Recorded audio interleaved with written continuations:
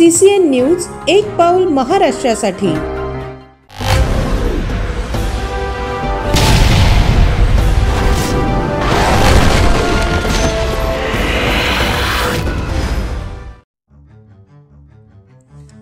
बुलढाणा काँग्रेस जिल्हाध्यक्षासह 25 जणांवर गुन्हे दाखल।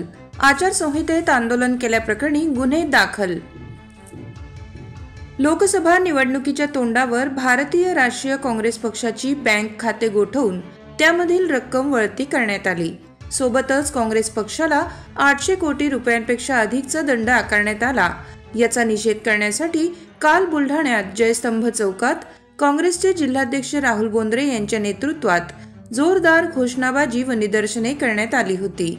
त्यामुळे बुलढाणा शहर पोलिसांनी याची दखल घेत आचारसंहिता काळात जमाव जमवून आंदोलन केल्याप्रकरणी काँग्रेस जिल्हाध्यक्ष राहुल बोंद्रे यांच्यासह 25 जणांवर कलम 188 व 135 नुसार गुन्हे दाखल केले आहे। यामुळे जिल्ह्यात राजकीय क्षेत्रात खळबळ उडाली आहे।